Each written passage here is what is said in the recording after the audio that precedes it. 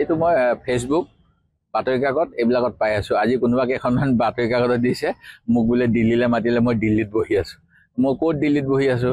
এইবিলাক অপপ্ৰচাৰ হ'ব পাৰে, বহুতখিনি ভুৱা বাতৰি হ'ব পাৰে, মই একো নাজানো।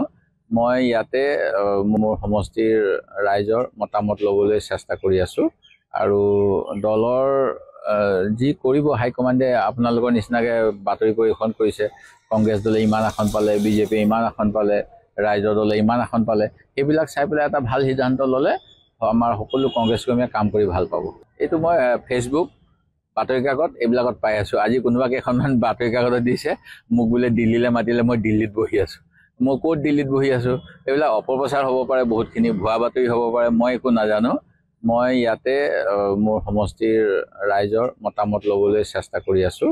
আৰু দলৰ যি কৰিব হাইকমাণ্ডে আপোনালোকৰ নিচিনাকৈ বাতৰি পৰিৱেশন কৰিছে, কংগ্ৰেছ দলে ইমান আসন পালে, বিজেপিয়ে ইমান আসন পালে, ৰাইজৰ দলে ইমান আসন পালে, সেইবিলাক চাই পেলাই এটা ভাল সিদ্ধান্ত ল'লে আমাৰ সকলো কংগ্ৰেছ কৰ্মীয়ে কাম কৰি ভাল। অসমবাসী তথা ডিমৰীয়াবাসীৰ বাবে এক সুখবৰ।